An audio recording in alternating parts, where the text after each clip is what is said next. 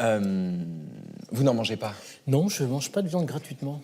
C'est-à-dire gratuitement? C'est-à-dire pour une émission de télévision, par exemple. C'est contraire à mes principes. Dominique Lestel est philosophe et maître de conférences à l'École normale supérieure. Moi qui en mange peu, je vais en manger pour les besoins de cette émission parce que je voudrais vous poser une question, Dominique Lestel, sous la forme d'un dilemme. Est-ce qu'en faisant ce geste-là, non pas en parlant la bouche pleine, mais est-ce qu'en faisant ce geste-là, je contribue aux images atroces qu'on a vues, des images qu'on doit à l'association L214, en l'occurrence d'une vache dont on perfore le crâne, ce qui ne marche pas tout à fait d'ailleurs. Quel est le lien entre l'innocente dégustation d'une viande tout à fait excellente et les images épouvantables, atroces qui vous retournent le cœur, que propose et que diffuse l'association? Bien, oui, d'une certaine façon, vous contribuez. Maintenant, vous contribuez plus ou moins, c'est-à-dire que la question se pose de savoir, par exemple, d'où vient cette viande. Est-ce que c'est de la viande industrielle ou est-ce que c'est de la viande qui a une traçabilité plus écologique? Bon, ceci dit, même avec une traçabilité plus écologique, l'animal a été tué. Mais il y a une équivoque dans les vidéos de L214 que tout le monde connaît aujourd'hui, qui sont très répandues.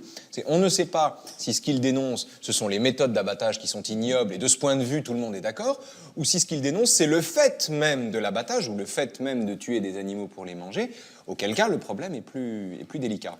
Je pense qu'ils sont dans l'ambiguïté de façon très consciente, puisque dans une perspective végane, par exemple, habituelle, traditionnelle, le fait de tuer un animal est un vrai problème éthique. C'est-à-dire que ce qui leur pose un problème dans le fait de manger de la viande, c'est en grande partie le fait de devoir tuer l'animal. Et la deuxième question, c'est d'aller contre les intérêts de l'animal. Chacune de ces dimensions posant d'ailleurs de nombreuses difficultés. Donc c'est quand même là que la démarche n'est pas tout à fait honnête, parce qu'ils vont chercher des abattoirs atroces. Ils vont chercher des abattoirs où les règles d'hygiène ne sont pas respectées, où les gens travaillent mal, où les gens ne sont même pas au courant de ce qu'ils font, où on est dans l'incurie générale, alors qu'au fond, le problème, c'est l'existence même pas seulement de l'abattoir, mais de tout endroit où on tue les animaux. Oui, alors, vous avez raison de souligner le fait que ce sont des abattoirs qui sont particulièrement atroces, qui sont ainsi choisis. Chacun peut se réjouir qu'ils ferment ces abattoirs, justement. Absolument, voilà, c'est ça. Tout à fait. Que dans d'autres abattoirs, la situation est moins dramatique. Ceci dit, ça reste quand même des abattoirs. Et on doit être conscient du fait que manger de la viande, c'est faire preuve de violence vis-à-vis d'autres êtres vivants. La question est... est-on prêt à accepter pour telle ou telle raison cette violence et quel type de violence on est prêt à accepter? Je peux être prêt à accepter qu'on tue un animal pour que je le mange, mais pas prêt à accepter que l'animal soit tué dans des conditions atroces ou qu'il soit élevé dans des conditions ignominieuses qu'on a dans certains élevages industriels. Donc pour résumer le problème, la question qui se pose est de savoir si le problème est de tuer ou de faire souffrir, ce qui n'est pas la même chose. C'est tuer ou faire souffrir, qui n'est pas la même chose, mais qui converge dans ce que les véganes appelleront l'intérêt de l'animal. L'animal n'a pas intérêt à être tué, et le faire souffrir est contraire à toute règle j'ai envie de dire éthique, mais aussi de bonne sociabilité.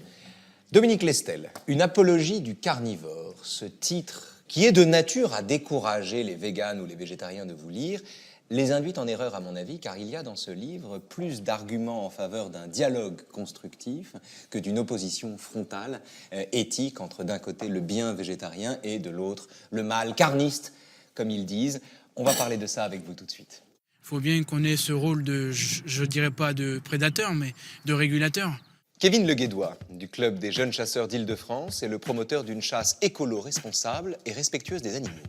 Parce que, voilà, je connais des gens qui sont contre la chasse et un mois ou l'année d'après, ils viennent vous voir et ils ont tapé un sanglier avec leur voiture. Et ils disent, les chasseurs, vous tuez pas cette sanglier. Donc, il faut avoir un juste milieu, il faut en laisser pour que les promeneurs aient un certain plaisir à en voir. Et de d'une, c'est... Aussi, ça fait des dégâts. Tout ce qui est sanglier, tous les cervidés font des dégâts sur la culture. Et les dégâts sont indemnisés à 100% par les chasseurs. Donc, s'il n'y avait plus de chasseurs aujourd'hui, il faudrait payer des gens pour aller à la chasse.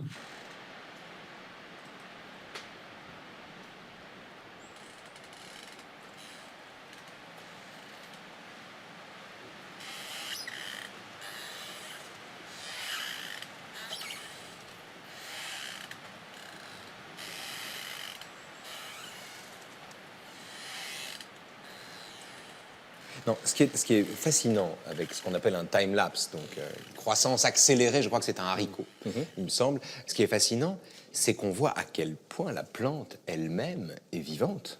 Si on suit la logique selon laquelle on ne mange pas de cadavres, pourquoi ne pas pousser cette logique jusqu'au fait de s'abstenir de manger des plantes, par exemple? Pourquoi ne pas s'abstenir d'être herbivore tant qu'on y est?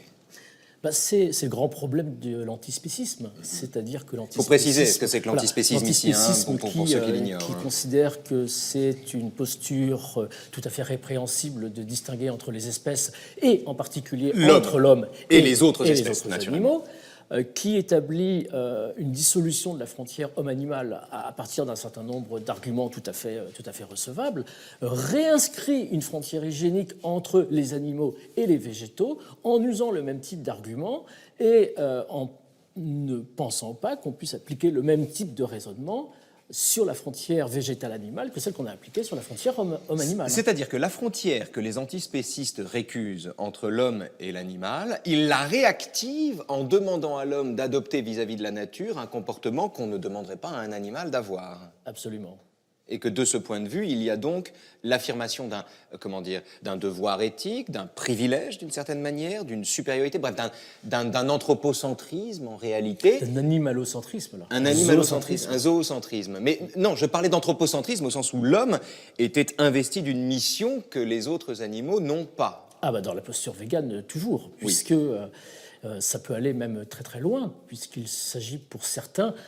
J'en ai encore eu la preuve pour un exposé que j'ai entendu récemment à Bologne en Italie, d'un vegan qui proposait tout à fait sérieusement de redessiner ce qu'étaient les prédateurs, comme les lions ou les loups, et de les rendre véganes parce qu'il y avait assistance à personne en danger qui était en jeu dans les pauvres antilopes ou les pauvres zèbres qui étaient mangés par ces prédateurs. Donc il y a une invasion de l'animalité par le terrain moral ici, c'est une autre histoire, c'est-à-dire qu'on est vraiment dans une contamination. Alors là, pour le coup, c'est une extension du domaine de l'humanité déguisée en fusion des règnes. De l'humanité, du domaine de la morale de la loi humaine morale appliquée à l'animal.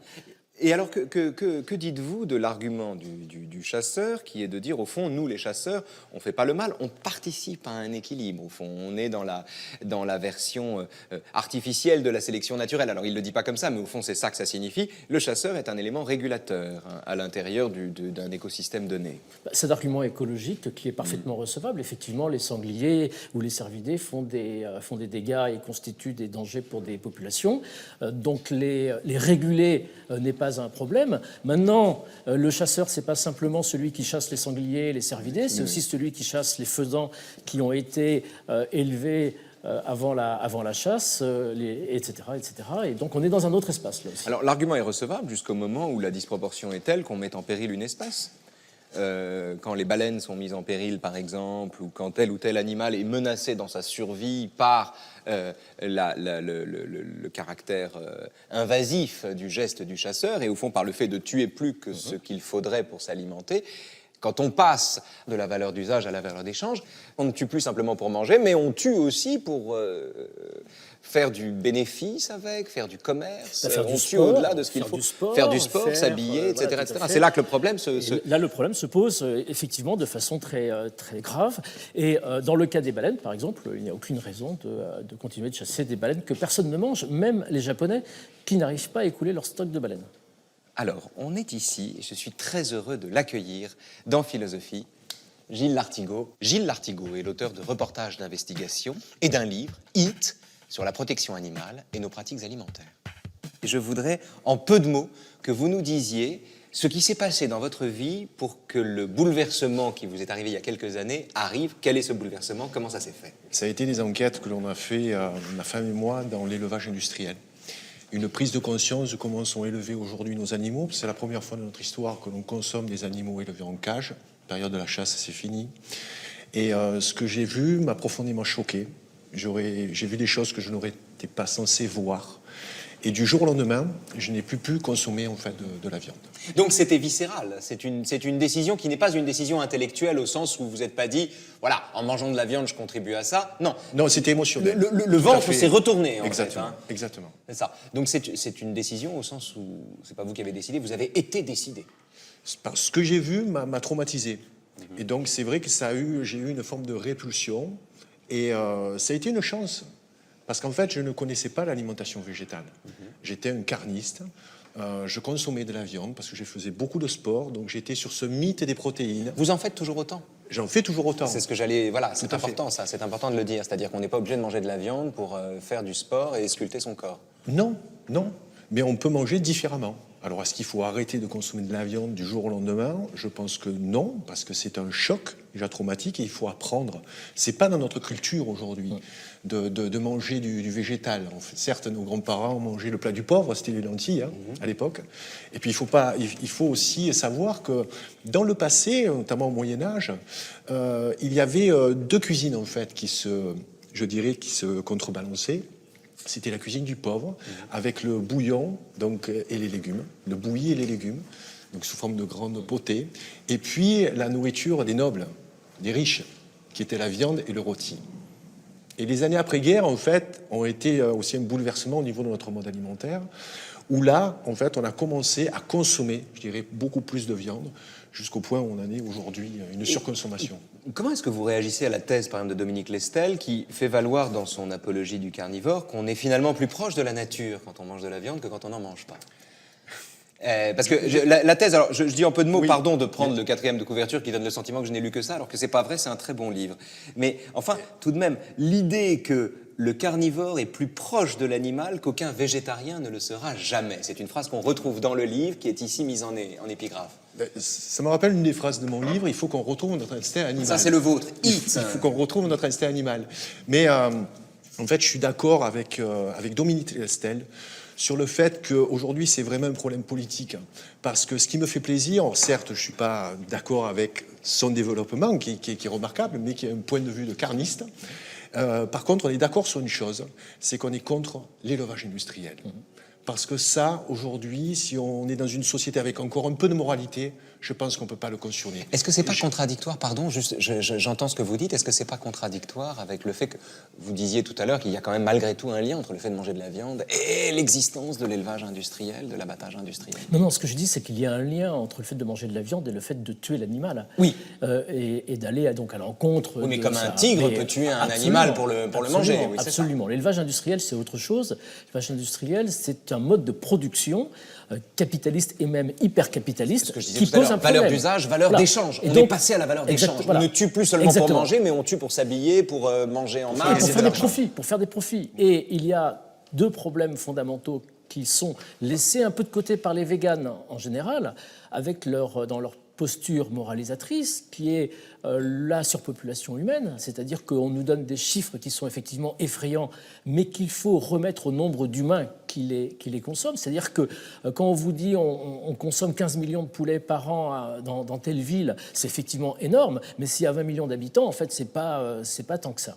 Et donc l'obligation, du coup, aussi d'avoir des formes de production pour tous ces humains qui sont dans des espaces urbains, qui n'ont pas d'élevage propre, qui n'ont pas de rapport avec la nature, donc d'avoir des élevages plus industrialisés. Je pense que l'élevage industriel tel qu'il existe devrait être totalement refait. D'accord. Mais la surpopulation implique quand même des formes de production qu'on n'a pas. Et puis la question de l'hypercapitalisme, du profit, de la nécessité de toujours gagner plus par les pratiques que l'on a. L'animal est devenu une marchandise. Voilà. C'est vraiment ça. Il y a deux postures ici. Il y a L214 qui lutte pour l'arrêt de la viande en jouant sur les deux tableaux, en montrant des abattoirs ignobles, pour inscrire dans l'esprit des gens que tous les abattoirs sont comme ça.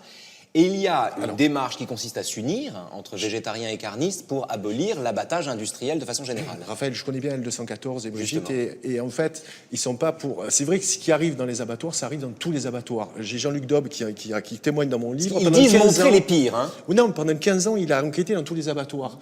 Donc, et à toutes ses visites, il a relevé des infractions. Donc pourquoi? Parce qu'il faut produire plus pour produire moins cher. Le vrai problème, c'est ça. Aujourd'hui, je ne suis pas un pro-spécisme, antispécisme ou abolitionnisme, mais je pense que si on veut faire progresser, je dirais, notre société aujourd'hui, si on veut prendre, je dirais, en compte le bien-être animal, il faut que nos deux points de vue, en fait, s'associent sur ce drame qui est l'élevage industriel. Il faut une alliance stratégique des végétariens et éthiques et des carnivores civilisés. civilisés. Parce que lorsqu'on mange moins de viande, qu'est-ce qu'on mange à la place? il faut remplacer ça. Puis aujourd'hui, on en consomme beaucoup, beaucoup trop. Et puis on sait aujourd'hui, il y a des données, il y a des études qui prouvent en fait qu'une surconsommation de viande, c'est pas bon pour notre santé. Le progrès dont vous parlez et que vous appelez de vos voeux, il est manifesté spectaculairement par la capacité que nous avons de discuter, d'être d'accord pour n'être pas d'accord ensemble. Exactement. C'est ça qui est Exactement. important. C'est au fond, c'est la seule cause que nous défendons, Le en tout cas, progrès est en marche. dans cette émission. Exactement. Merci d'être beaucoup, venu Raphaël. nous parler. Merci d'avoir apporté votre témoignage. Merci. C'est un plaisir de vous accueillir. Je remontre ici votre livre, Chronique d'un fauve dans la jungle alimentaire. Ça s'appelle Eat et ça se dévore.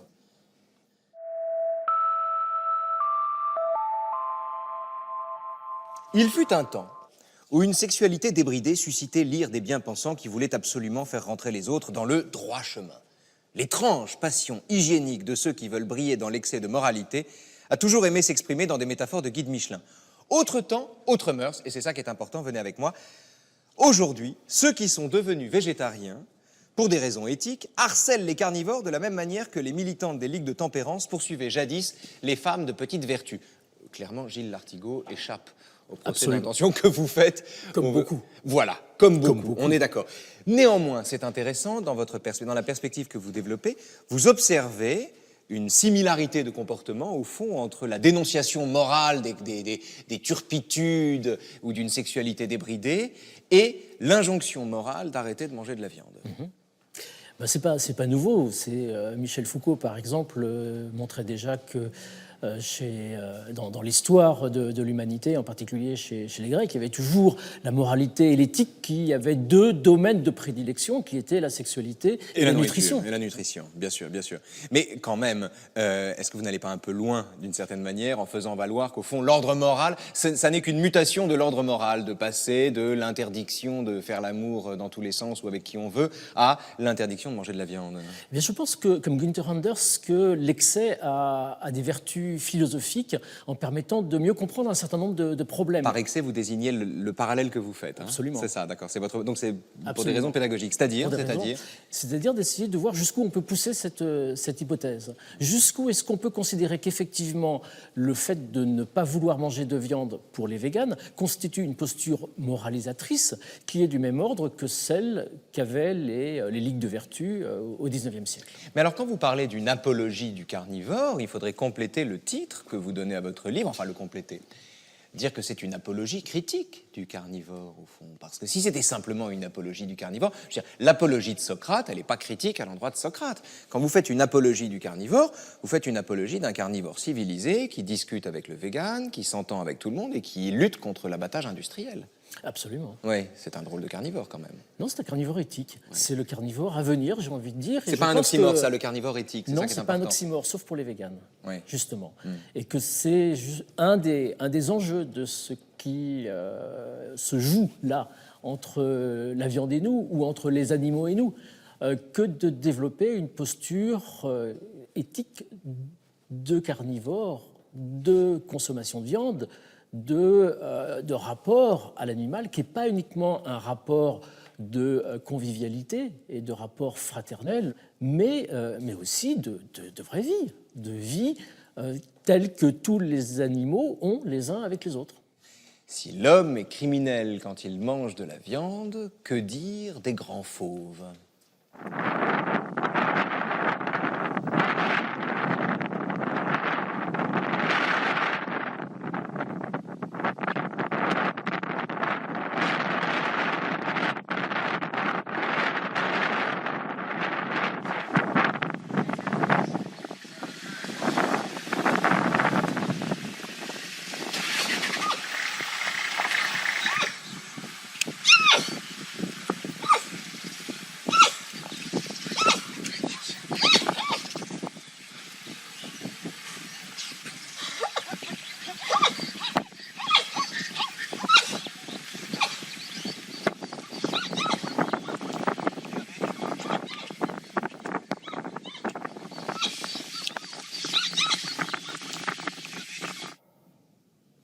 Moi, ça me choque, cette image, en fait. Je trouve cette image... Venez, asseyez-vous avec moi. Je trouve cette image extrêmement violente, en vérité. Alors, est-ce que je la trouve violente parce que j'y dépose, j'anthropomorphise les choses et que je transforme la lionne en humain et que j'ai l'impression d'assister à un massacre et à la dévoration vivante d'une victime par deux coupables. Est-ce que c'est la violence? J'en sais rien, mais je trouve cette image violente, tout à fait d'une violence tout à fait différente et beaucoup plus digeste que les images atroces d'abattoirs. Mais enfin, je trouve qu'il y a quand même une certaine forme de violence dans le comportement du prédateur. Est-ce qu'au fond, est-ce qu'en disant cela, je suis perméable aux arguments des véganes, par exemple? Non, je pense que ce sont effectivement des images qui sont très violentes et très perturbantes, parce que c'est des images qui mettent la violence, et une violence sanguinaire, une violence létale, au cœur de ce qu'est le rapport des animaux les uns avec les autres. Et on n'est plus habitué à ça. On a une vision très Walt Disney de l'animal. Ou même sans aller jusque-là. On n'a aucun problème avec voir deux animaux s'accoupler. Si on voit deux humains s'accoupler, c'est tout à fait autre chose, soudain. C'est tout de suite une sorte d'événement, alors que deux animaux qui s'accouplent, bon, on dit c'est la nature. Oui, alors là, on pourrait dire aussi c'est la nature.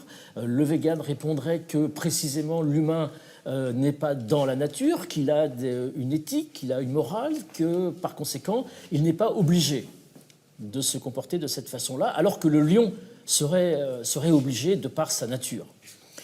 C'est un argument qui est très contestable parce que... Récuser les déterminismes en l'homme, oui, c'est contestable. De récuser les déterminismes et considérer que ce qu'on n'est pas obligé de faire est quelque chose que l'on ne doit pas faire. Ce qui est une nuance qui n'est pas mince, somme toute. Donc effectivement, on n'est pas obligé de tuer pour manger.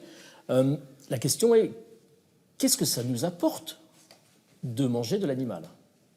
Autrement dit, la question n'est pas simplement celle de tuer l'animal. Donc il ne s'agit pas simplement de défendre le carniste ou le carnivore, selon qu'on est carnivore ou non, d'ailleurs, parce que le mot change selon qu'on est végétarien ou qu'on est carnivore, on dit carniste ou carnivore. Donc la question n'est pas seulement de défendre le carnivore, mais de faire valoir une sorte de valeur morale ajoutée au fait même de manger de la viande. Absolument, qui est celle de s'assimiler l'animal, de reconnaître que nous sommes des animaux comme les autres, que nous sommes constitués par des animaux et que notre chair peut être de la chair animale. Autrement dit, une espèce de communion avec l'animal. Alors le vegan va... Communion par la dévoration. Communion par la dévoration, communion métabolique.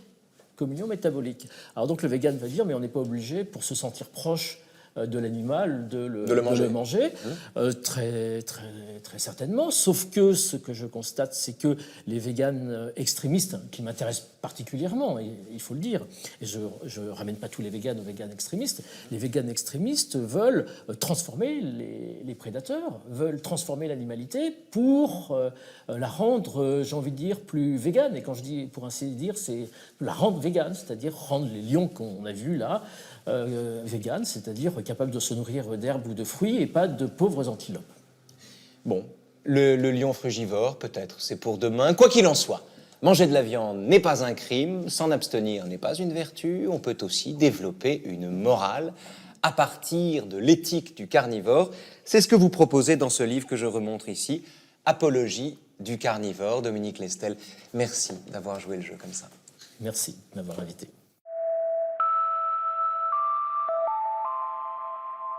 Que vous soyez carnivore, que vous soyez végétarien, vous n'êtes jamais les détenteurs du bien. Aucune position moralement ne l'emporte ici sur l'autre. Et les arguments que brandissent les uns et les autres renseignent autant sur leur caractère respectif que sur le raisonnement de chacun des camps. En revanche, la seule cause à défendre, et d'ailleurs le seul but de cette émission, c'est la cause du dialogue entre des positions moins irréconciliables qu'il n'y paraît. Parce que du carnivore au végane, tout homme, s'il est humain, déteste la souffrance animale. Et c'est elle, et elle seule, l'ennemi à abattre.